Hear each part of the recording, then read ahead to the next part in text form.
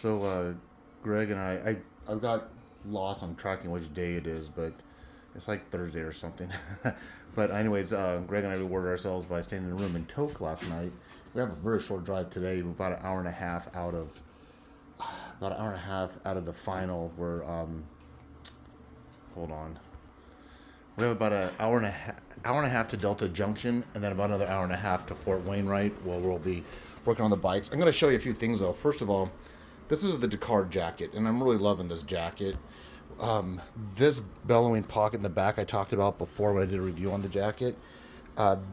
These sleeves zip off, and I have Ghost Armor in them, and it's supposed to like the sleeves zip off and you put them in this bellowing jacket. But what I've done is, let me pause real quick. Okay, so I just unzipped it right here. So what I use it for is to tuck this lighter mid-layer jacket. I've talked about it before. It's like the same color pattern as the Dakar series and the Mojave series, but it's not. And it's like 30 degrees outside right now. I'm going to show you something else. When I was talking about how we leapfrog other travelers, so there's a group of people.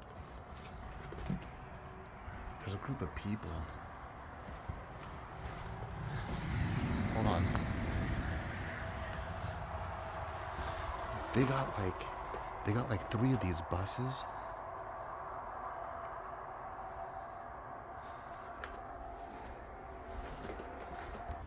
I didn't want to say it out loud outside because I think they're next door to us, but they got like 3 of those school buses, and we're calling them the Branch Davidians or the Post-Apocalyptic Crew because it's amazing. Alaska, baby.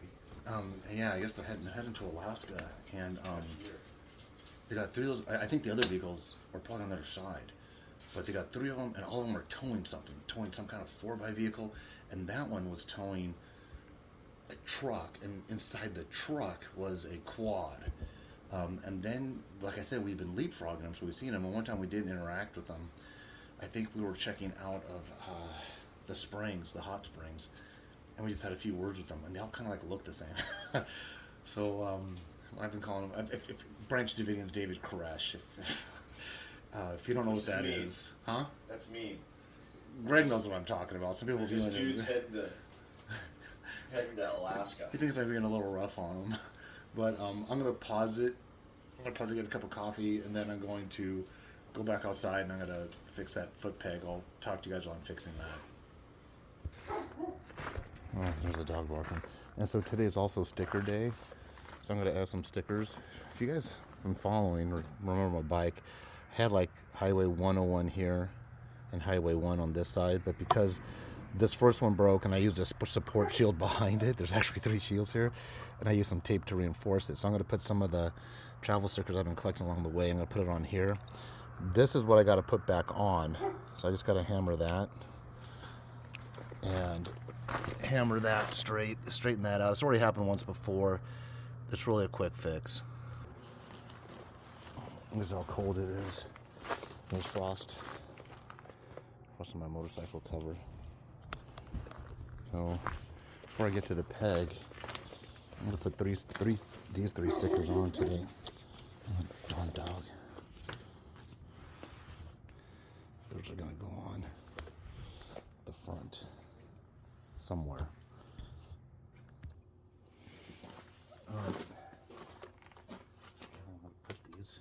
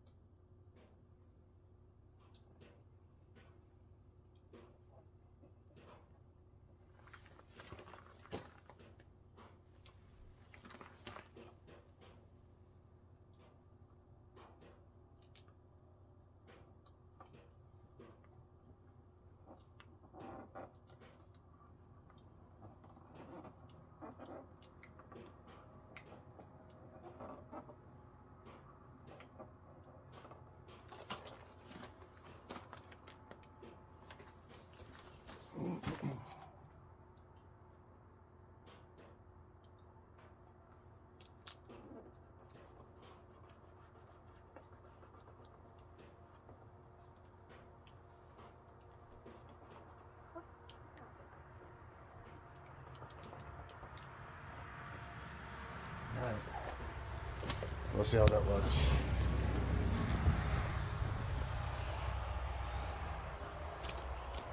So that's my Yukon Territory from Whitehorse. That's the trip we're ready to do. And then there's the bigger one, the 2 and the 97. And as we go further places, I will put further things on. I'm probably gonna run out of real estate really quick. So next I gotta fix this guy.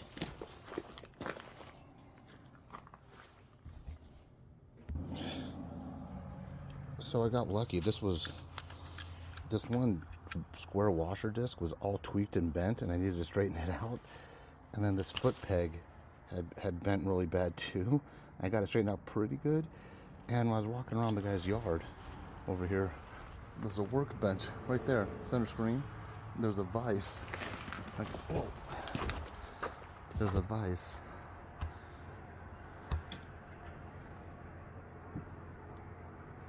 Right there. I was able to use a vise. It's early in the morning. I don't want to wake anybody up, but now I just got to pound this guy down.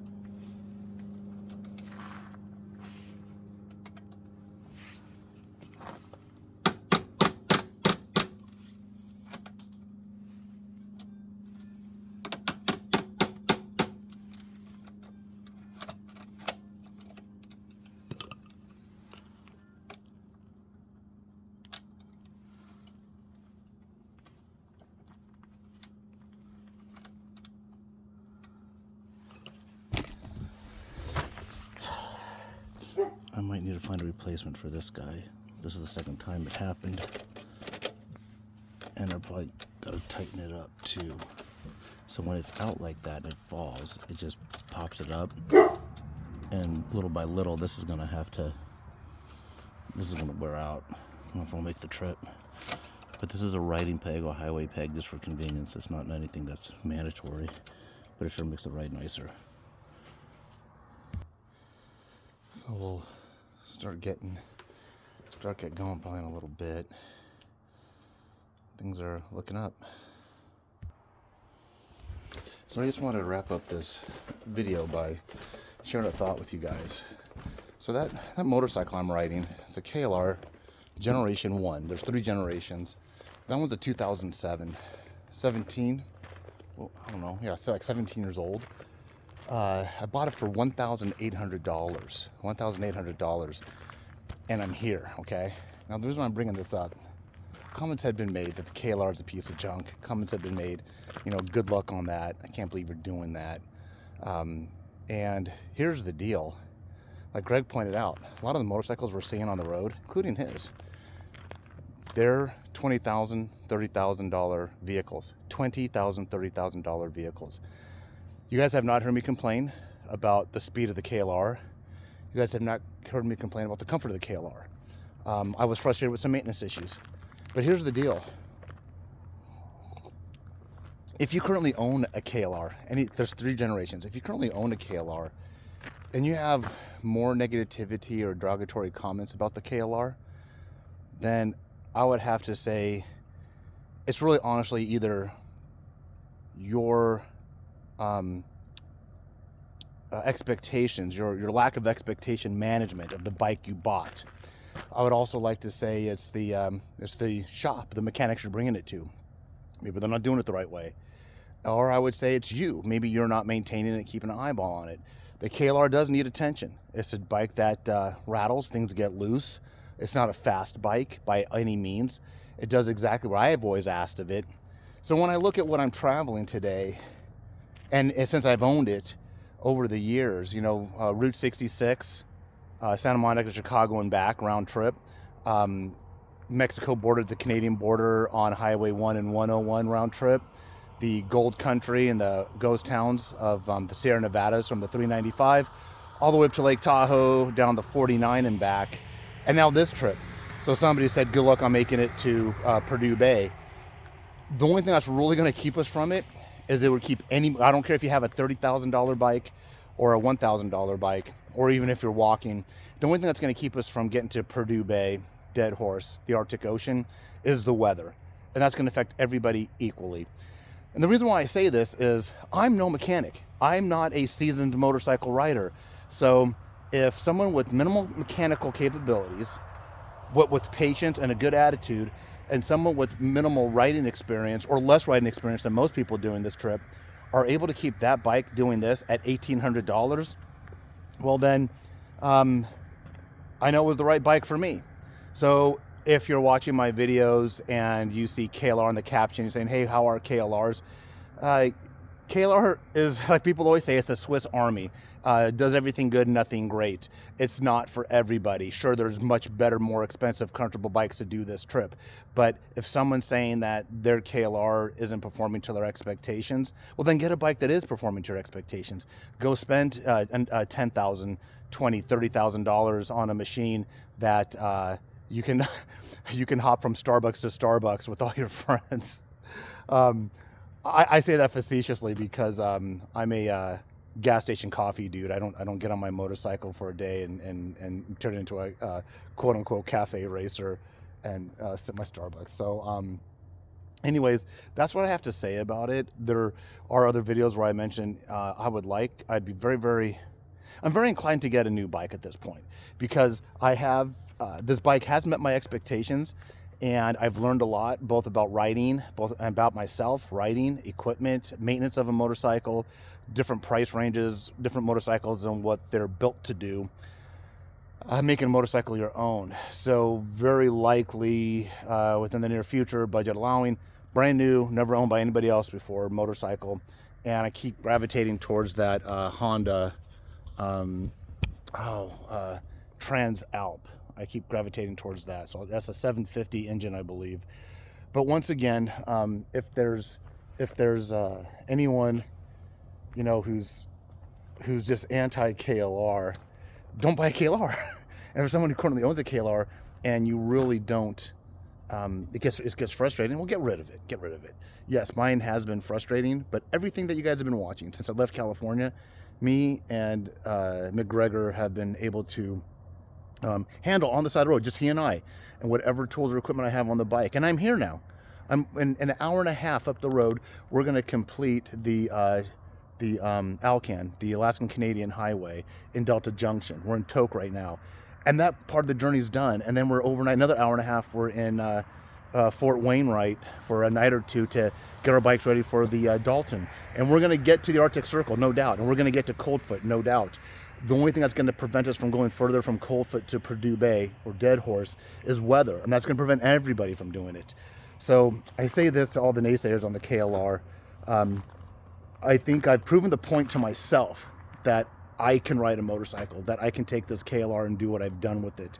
And then it comes to a point where what is my further experience in motorcycle riding and my joy for the sport, I guess, is thinking, comes to a point where stop proving the point to myself, don't dig my heels in. I've done it. I've proven it to myself, and any of my viewers who were wondering, I didn't go out on this journey to promote the KLR. This is something that I just wanted to do.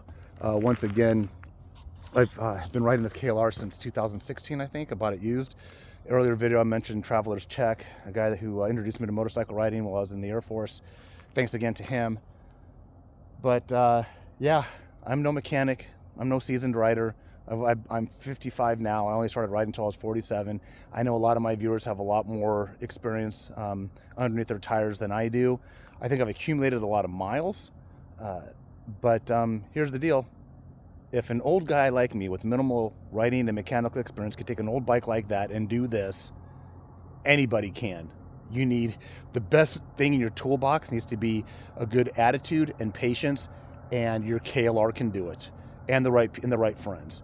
So with that, I'll conclude this video. Once again, thanks for all the new subscribers. And I was going to say this for later, but I don't know your name. Little boy in Contact Creek. Once we came into the Yukon territory, we stopped off at this little gas station, and I would like to say I found my gold nugget in the Yukon. This little boy comes up, and he lives there. He works there. Well, he doesn't work there, but his parents apparently own it, or his family owns it. He didn't say much. He didn't talk to us, but he was very enthralled. Should have taken a picture. A little gas station on the other side of the Yukon border.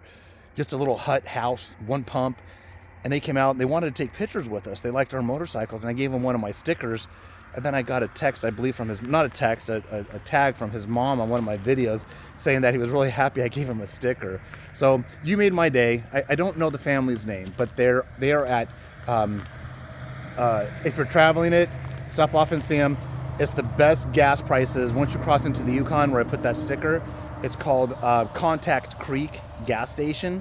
And it looks like a privately owned little gas pump, best prices. If you see that little boy, he's really, really cool. And if you're a traveler with stickers, give him one. I wish I would have talked to them more, but we were in the mode of traveling. So with that, like, subscribe, get out there and ride. This isn't always about what I'm doing on the motorcycle. It's really about following your passion. And like I said, I rarely say this, but what motivates me most to do what I'm doing is not really other motorcyclists. Ironically, it's like when I watch America's Got Talent or Britain's Got Talent. You know, people were these talent shows where they're pushing themselves and putting themselves out there for failure and ridicule, for success and memories.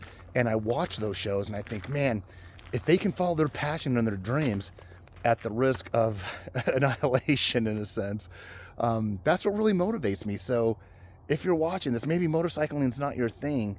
And if it is, maybe there's another topic. Maybe it's the idea that you wanted to go visit a family member, or you wanted to pick up a hobby or learn something new.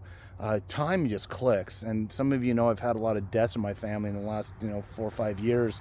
And it just becomes more prevalent as I get older, how short life is. And if you have the availability, and I